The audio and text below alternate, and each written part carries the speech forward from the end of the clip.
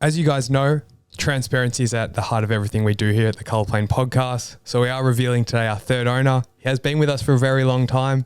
Jackie also happens to be one of our best friends. He does, yeah. We've known this man sitting on our right for quite some time, and we've grown up together. And so, yeah, it's pretty cool to have him in the room now and have him a part of what we're doing at Colour Plane. So, with no further ado, Tom, thank you for joining us.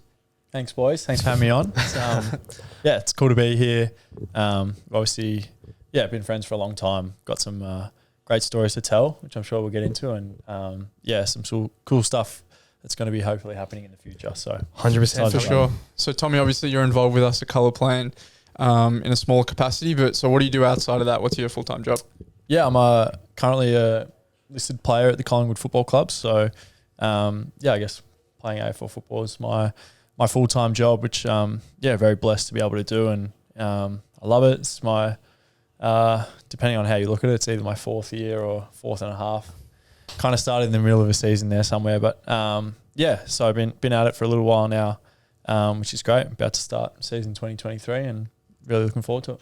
Massive, mate. Yeah, absolutely. So essentially Tom has come on board with us right at the beginning, and he's come in as a silent partner. Mm-hmm. And for those that don't know, we're going to define that it's a bit of an unusual partnership. But yeah, so I think essentially Tom has ownership in Colour Plane, so he's a shareholder, but I suppose he's not a director in the sense that he would make decisions on a day-to-day basis of how the business operates. And I suppose that's for me and Jesse to do. And Tom, I suppose at the moment, just with his time commitment to AFL football, is more of a support network, I guess, for me and Jesse. So I think silent partner, that's probably the best definition, that I would give. Definitely. And I think, for those listening that are running businesses and perhaps taking on investments, it's one, this has really worked well for us, because I think Jack and I working here full time, really make a lot of decisions. Tom's happy to make an investment with us and live by those decisions that we make. Some investors do come in and want to have some power and authority in decisions, but as Tom's, rather time poor with his full-time commitments, this is the agreement. Yeah, and I suppose that's where our relationship and our friendship with Tom comes in huge, as Tom knows us like the back of his hand, where we're like brothers. So there's a lot of trust built in from both ends there on Tom's behalf and our behalf. So yeah, I mean, for us, it's been incredible to have someone come in and back us before we even really have anything to show for it. It was just based on the idea really that Tom, you came in and said, I believe what you guys are doing. And for us, that went, so far in getting us started, and even just, giving us a confidence boost that this is possible and we are on this journey together. Yeah, I don't know if we've ever said that to you directly, Tom. I probably uttered it, but to make it really known publicly is you supported us before we had a product, a manufacturer, a website. We still don't. Fuck. That's unfortunate. Just pretty much everything, social media. And I think when it's funny, we've said before on this podcast that sometimes it just takes one person to back you in, regardless if that's your best friend or a random person, doesn't matter. And I really remember how confident I felt. It's a very daunting place to be when you first start, isn't it? Yeah, it is. Yeah. But yeah, I think, back to the confidence, like just knowing that someone believes in you and, is supporting us. And it's just gone so far in helping us kind of get this started and get off the ground. And Tom, you've been incredible with, providing resources where you can so far. So we thank you for that. And we only hope that, your commitments will grow in the future as you navigate football and, after football. And so, yeah, we're excited to see where it all leads. Were you nervous, Tommy, backing us in early days? I was just obviously having thoughts, hearing you guys say some of that for the first time. And I think, I guess sort of to take the smoke and mirrors out of it or whatever, like obviously I was backing in something that we hadn't done before, but in the same time, you both had built up some pretty incredible real life and real world experience. Obviously what you did at Push Pull Jess, and then what you were able to do at Blank Earth. So I think probably for the listeners out there, it's not as if like two mates got together and they came to me and asked, would you be, willing to be a part of it or whatever. So you guys did have a lot of real world experience, which to your original question, was I nervous? I can't say it's an emotion I really felt going into it, a lot of excitement was evoked from me throughout the whole process. And when I think about those early days, that's all I really think about. It's a really exciting time. And as we spoke about our friendship and I guess where that goes and where that takes us. But in a sense, the work you guys had done beforehand, I guess gave me a lot of confidence. I appreciate that. It was a real no-brainer for Jack and I, Tommy. I think especially from your fashion background, if Jack and I are being honest with each other, sometimes we have to look at what you're wearing and follow suit, to be honest. You are, I reckon, one of the most fashionable guys in sport in Australia, to be honest. I say that as I'm looking at your Travis Scotts and your Supreme socks, your Kid t-shirt, Bape watch. Anyway, list goes on. But tell us about where did all this passion come from? Yeah, it's a funny one. I actually have, probably the question before about was I nervous to join and stuff.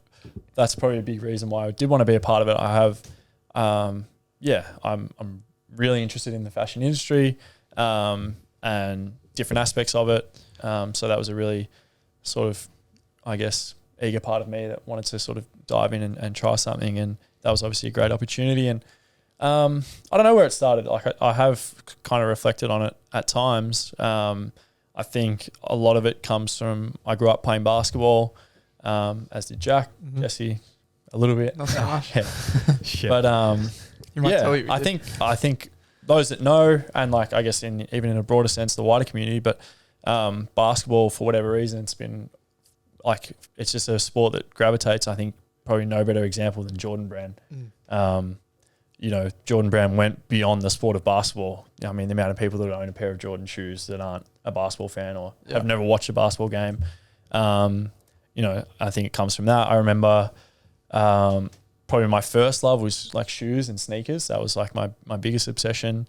And when I was playing footy boots, when I was playing cricket, what cricket bat did I have? For whatever reason, I've always just really valued that stuff. Whether it's important or not, that's probably another story. But probably come from that, just my background in basketball. And then I think as I've gotten older, I've started to realize, I guess, that actually my mum has a really good sense of fashion. Shout out to Michelle. Yeah, shout out to Michelle, to mum. As I've gotten older, I've kind of realized that I get a lot of, I guess, my interests and, I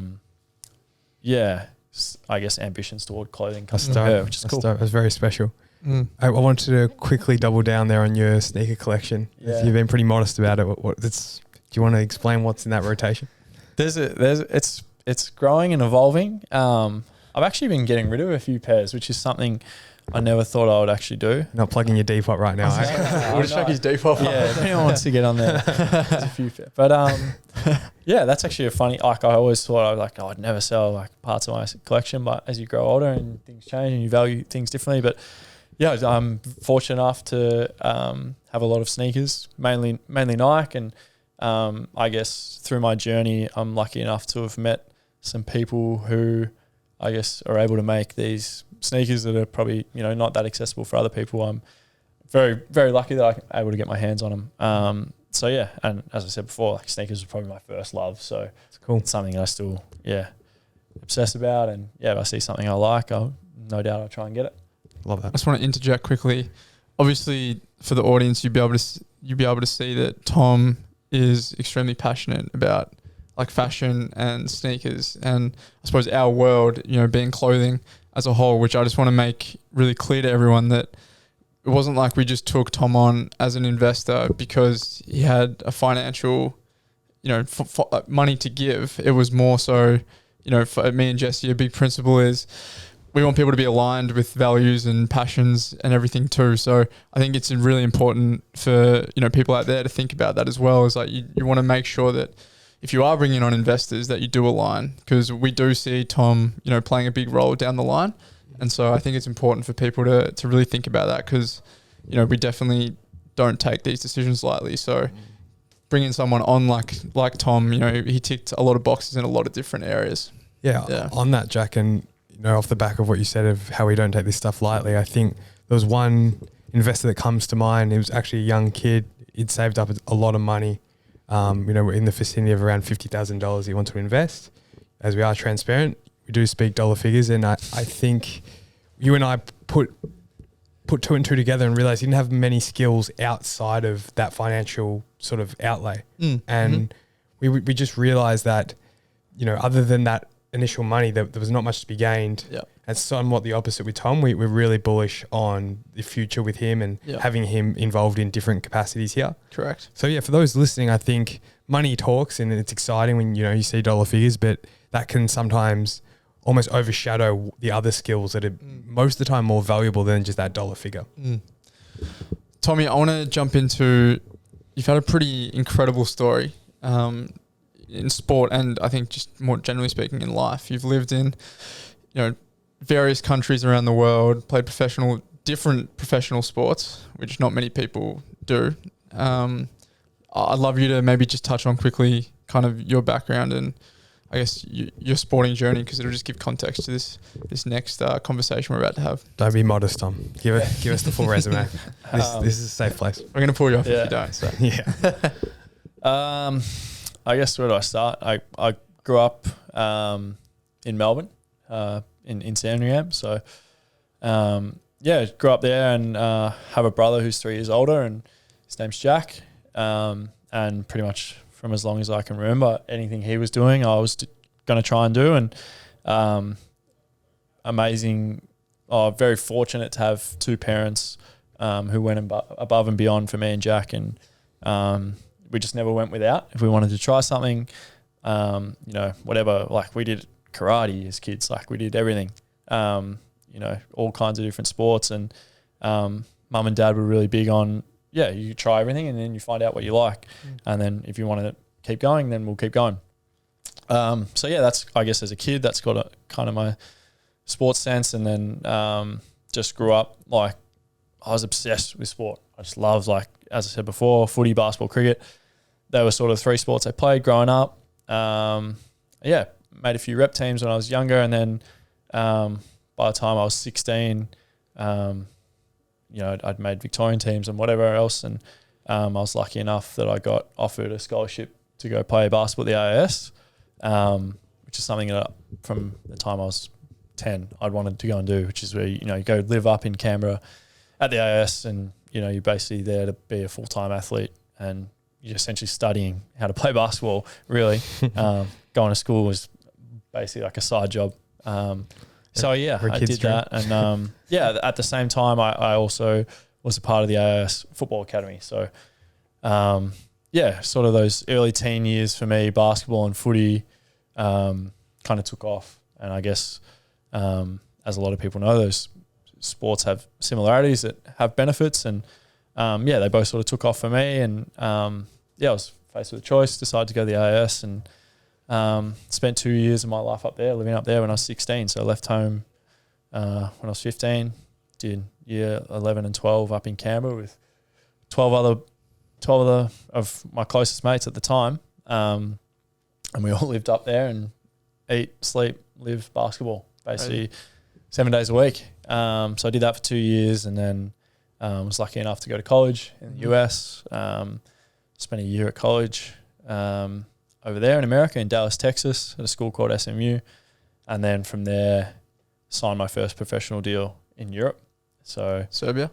I was 19, signed my first deal and went to live in Serbia. So, I guess pretty unbelievable experience moving to a country where, there's not much English. There's definitely not much tourism. So obviously for a European country, they didn't have much tourism, so not much reason really to speak English outside of their first language. So that was a huge growth period for me. And as I get older and I reflect more and more, it was just like an amazing time in my life, but a very difficult time, mind you.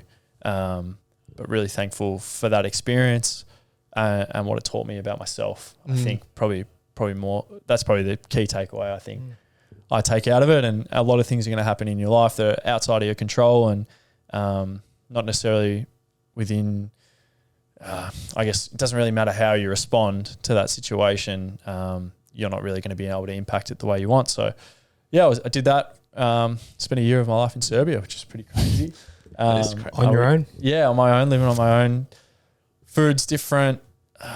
Everything's different. The water tastes different. Like it's the small things that, if you're going to pick up your life and go move somewhere, you never think about what's the water like coming out of the tap, or, so it's just, and at 19, I can still remember when I was actually in the States and we'd be FaceTiming and you'd be in Serbia and you'd just be telling me all about it. And I was just like mind blown. Like, what do you mean the guy downstairs doesn't understand English? Like you can't order breakfast. Like it sounded like you were just kind of bouncing from the stadium and to your place. And that's it. Yeah, we're doing. I remember like for those that know basketball, like a 2-a-day is like a term where you train twice in one day. So you typically you rock up in the morning, you go back at night. And Serbia and the Baltic region and Yugoslavia is like kind of known for, even within, I guess, Olympic sports, like their ability to train, and they'll just work you over, like just train. And it was in pre-season, we did 18 days in a row, of 2-a-days, which is just like 18 days in a row without a day off. It's just like insane. But an amazing time of life. And I guess to give context to that with the English and stuff, like if I didn't speak to someone on FaceTime or whatever, like I could go 2 or 3 days without having a conversation, like quite easily. Yeah. I'd go down. There was one guy I met, funnily enough, who I still speak to on WhatsApp. But he owned a little pasta shop kind of just under my apartment building, and he was the only person I would really have conversations with. It's insane. My teammates obviously spoke English, but outside of the sport, to get a break from it, he was the only guy. Especially at 19, like far out, like comes fresh out of school and out of Australia where everyone, it's all happening, and then you're just having one chat with the pasta guy. Shit. Well, and as well, like we can see that obviously in you now, just how like mature you are and how you carry yourself. I think that time of your life's got a lot to say for that growth and, that you've seen over the last few years, and obviously coming back and playing professionally back here in Australia as well, and then making the move to professional footy. Which is a pretty remarkable story in itself. So, I mean, you don't have to touch on that. I'm sure people know, and you probably speak enough about all that stuff. But I suppose from that, we really want to. Obviously, you're a pro sportsman, and it's pretty full on, and there's a lot that goes on behind the scenes, and so we want to kind of open that up and ask you a few questions, like in terms of doing things outside of sport when you're in it. Like, are there many guys that explore, business or other projects outside of being a professional sportsman, sportswoman? Yeah, I think it's something that's probably like evolving, but it's also, I find like when we talk about, AFL players, for example, like it's very grouped into like one category, and at the end of the day, everyone's different. So, some guys might want to focus on these things, some guys don't, kind of thing. But and I think that's like, I've always said, like, I think an AFL club is like just, although, obviously high performing athletes and part of a very privileged part of society, we are at the same time a reflection of society. We're a reflection of 18 to 35-year-old males, like, pretty similar, give or take. So, you see guys definitely delve into stuff. I've definitely seen some guys have businesses, start businesses. Some guys have done cafes, clothing, and then like some guys are doing some really high-end stuff where they walk out of the game and they walk straight into a firm that they've started or whatever that may be. So, it's definitely a part of it. Is that tough? Like, I can only imagine, putting your whole life and energy into a sport. Like, how do you find the time to run a side hustle? Yeah, I mean, it's tough. I mean, like I personally, like I'm still studying at the moment, doing a sports business degree, and it is. But I think what has become, I guess, a great education tool for a lot of guys, and seeing guys that have gone off and do, I guess, side hustles successfully is the piece they take away from that, and then how that sort of translates hand in hand with their performance. And I guess it gives you a more rounded view and approach on life to say, if you have a bad game or bad week at training or whatever, and you've still got something that you're working away at. You got that outlet on the side. I think it's a great balancer for you to be able to do that. But yeah, like obviously there's also barriers to that as well. You know, if you're a young guy, you're trying to make your way, you're trying to figure out how do I even get a game. Yeah. So, you know, probably like that young kid's not going to think about like, oh, what am I doing out? Like, you know, I think there's something to be said about like having a plan B, but at the same time having no reservations about going to trying to achieve what you're after. So it's like, yeah, it's one of those ones you put all your eggs in the same basket or do you not? And I guess that's up to each person to figure out. Do you think that's something that guys struggle with at the club or just in general in sport? Yeah, I think so. Yeah, I think so. Like obviously, yeah, sport's a very consuming industry to be involved in. And I think as athletes, like we're just selfish, like with our time. It's just, and it's not, I don't say that in a bad sense, but if you're an athlete and you're driven and you want to get better, like you're thinking about you and how do you get the best out of yourself to like, you know, your career, you know, if you have a great career, it's 15 years. How do you maximize that 15 years, that time of what you've got? So everything, you know, if you're really determined, like you're going to structure everything around, all right, I'm going to get everything out of this 15 years and as I said, everyone views that differently, but the time constraints around it is, I think, as I've gotten older, I think it's like if you're lucky enough to find a passion or there's something else that you enjoy doing, and you'll find a way to make it work for you in some capacity. I think that's probably, and for me, like I think like we met with one of my teammates this morning, just about, you know, his passions and where that lies, and sort of connected with colour playing, and he's saying like he's only young, so, and he's already thinking about that stuff. So it's very case by case, I'd say. I feel like it's really interesting because, you know, using you as a bit of a case study, and I mean, Jack and I played a lot of sport growing up too.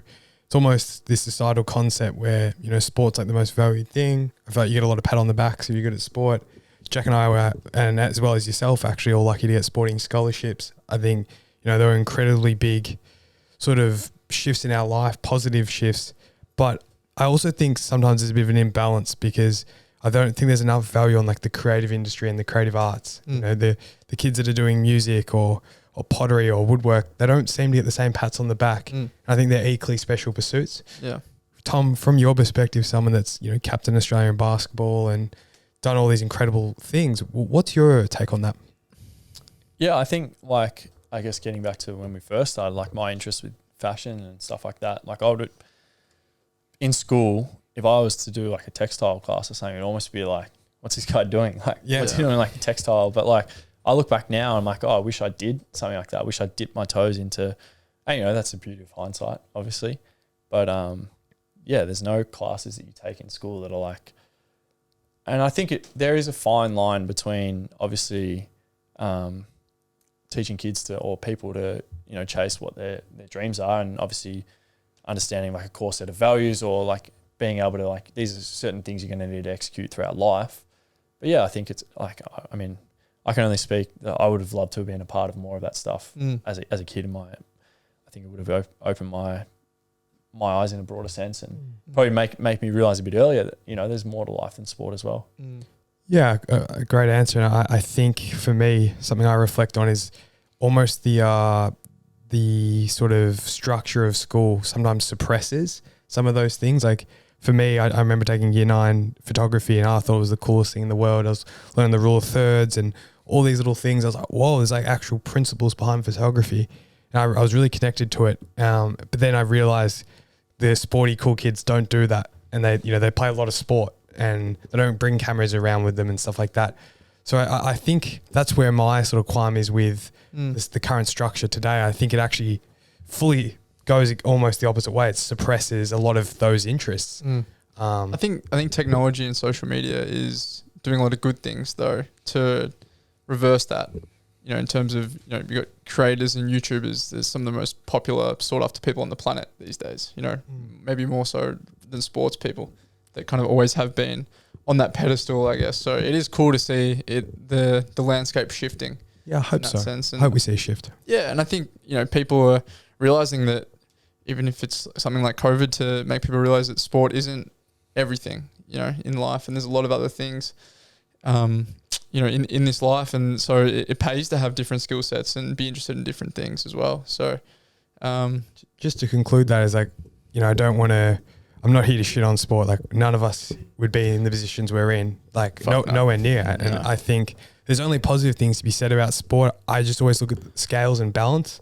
And I just think there's a lot to learn from, woodwork, textiles, all those external kind of subjects that get left. Tommy, you have invested in another company previous to ours. What were your experiences with that, and maybe some key learnings there?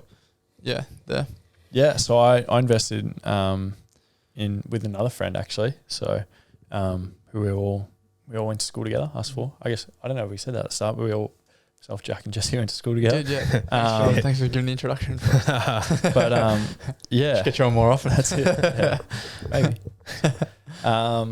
But yeah, so he came to me with an idea, and I guess at the start of it, I was a believer in what he was trying to do, and I thought there was real value in what he was going to bring. And I actually asked him. I said, "Oh, how would it look, if I was to be a part of it?" And he was pretty blown away with that. And then, as you do, like those conversations escalate, and then I guess fairly similar to what I did here. I was a silent partner in his business and his endeavors, and basically for the last, I think that was probably 4 years ago, roughly, give or take. I invested in with him, and really believed in his vision and what he was doing and everything. And it was just a really exciting time to be a part of something that I thought could really add a lot of value. So, I guess as we sit here today, like you go through those ups and downs, and you experience the excitement of starting a startup.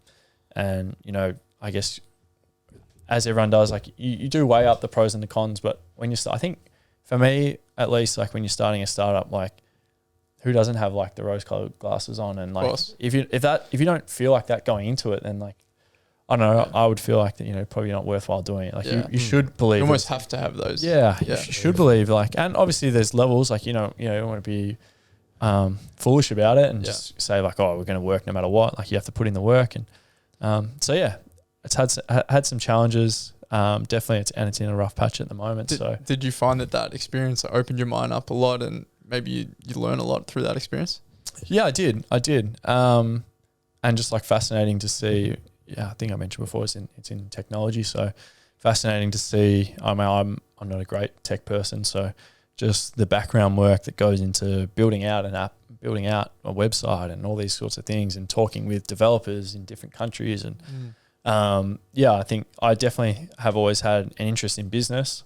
Not to say that I'm like a business wizard or anything, but just in terms of like, I guess even like with fashion, I mean, I enjoy, I guess the business side of it and how things work and stuff like that. So it was definitely, it was an awesome learning experience for me. And I was 20 at the time, 25 now. So it was a great learning curve. And I think to touch on that, I guess just quickly, but we met with a guy who also was lucky enough. He's he went to our school. His name's Henry Jones. What do you call that? Mentor. Alumni? Mentor. Alumni. Yeah, he graduated from the school that we went to many years before us. And I was lucky enough to come to a meeting with Jack and Jess, and we sat down with him, and he was a mentor, as the boy said, and gave us some advice. And this was only just recently. And the one thing, he said lots of great things, but the one thing I took out of it, he said, I think starting a business with friends is great. He's like, a lot of people say, don't do it, whatever. And that's up to every person, obviously. But the one thing he said was, you have to decide with this business, does your friendship come first or does the business come first? And he said he's got his finger in a few different pies, and he said, it's different in each situation. But I think for that one, for me, that was pretty clear. Like my friendship was going to come first. And I'm saying this for the first time on wax. I think our friendship comes first. It does. Does it? No. We'll find out. Anyway, we'll find out when the knives come out. But to bring Henry up, like he was awesome to us, and that was the one thing that stuck with me. And my friendships, I've always held them, I guess, closer to my heart than anything else. So Unreal, man. Yeah, mentors in business. Like, wow, we can never speak enough about that. And I think our friendship at large, it's special, you know, and we spoke a bit about it on this potty about, you know, the pros and cons of going to business with friends. You know, you don't date every person you meet. You don't become best friends with everyone. So you, in this sense, you have to be very selective. Correct. I think we've done, you know, to this date, an incredible job. Yeah, and well, we've known each other for a long time, right? Like, it's not like we've just jumped into this out of a whim. Like, we know the strengths and things that each other are bringing, and so I think that's what makes, you know, us such a good dynamic and team together. And Tommy, we're super excited to, you know, see just, you know, how far we can take this thing and kind of what your role looks like down the road. And yeah, obviously just taking it day by day at the moment with so many things going on, but it is exciting to think about that. What I love about you, Tom, is like, you know, we could have a really rough day where we, you know, a few things might not go our way, and then we have days where we sign up lots of new people and, you know, we get really excited. But you always stay a really nice, consistent, you know, disposition on it, on every situation. And that's just, I think for us, because we're so involved in this, it's our life really, that when we come external to you, who's not in the day-to-day operations, it's probably the greatest thing. Yeah, it's nice to have like a outside perspective kind of come in. I think sometimes me and Jesse get so caught up, and then we speak to Tom, and Tom's like, "Do you think about this?" Or like just hits it so straight, and we're like, "Oh yeah," like we were just too far in it to see that. So we appreciate you for doing that up until this point, and I'm sure it's only going to continue knowing you. Yeah.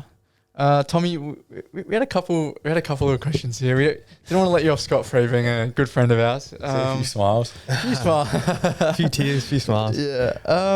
I think for me, Tommy, you know, and for the listener, just for them to get a real feel for you, you know, you've had a girlfriend for 8 years. Yep. And I find that incredible. That's just a very straight bad answer. Yep. Next one. Yes, I have. And you own a home. I say that as, you know, you're 25. You conduct yourself in a very mature manner. And I think that's a testament to you. I think it rubs off on a lot of people around you. You're very calm, cool, collected, which I just sort of repeated before. But yeah, I think I just want that listener to have that feel for you on a deeper sense, because again, you'd probably never tell anyone those things about you. It's just like your sporting career. I knew we had to sort of strangle that out of you. Every week I found out a new thing about him that happened 10 years ago in his sporting career and in life, just in general. Question I had down here, Tommy, looking a little bit down the road, but where do you see yourself in 5 years? It's a good question. It's a great question. I think hopefully probably still playing footy. I think that's probably, I've made the transition from one sport to another, and it's definitely an extremely tough transition. It's not one that I found easy, and I did it during a time during COVID, essentially, which, as everyone knows, like pretty much all sports stopped. So I think sports obviously a massive momentum thing, and we're trying to gain momentum, and then COVID comes and training stops for a few weeks or whatever, and all that kind of stuff. So yeah, I think at the moment, like I really have enjoyed playing footy, and I feel like I've got a lot more to give. For those that don't know, I basically missed the whole season last year, got injured in round 6 and had back surgery. So I spent, the whole last part of the year, the whole year essentially, recovering from a back injury, and I felt like I've just started to find my footing, and I've been at it for a while with footy. It hasn't come that quick for me. So I think in 5 years I'd love to keep, I guess, establishing myself as a football player, and it's something that I've actually really fallen in love with again, with playing footy, which is something I reflect on, quite a bit. And I think it comes with everything, like comes with the environment we're in, and I'm at a place at the club now that I love being a part of. I've created some really, really close mates who are, I'd consider them, as my closest mates outside of the football club, which is, I don't know, it just makes it such an easy place to go in there now and really enjoy what I'm doing and share those. I think it's, we all live for shared experience, and to share those experiences with those guys is really cool. So yeah, in 5 years, I think definitely, hopefully still playing footy, and I guess that's the interesting part about being an athlete. You don't know how long you're going to be able to do it for. So I'll obviously try and I think it's the best life you can live.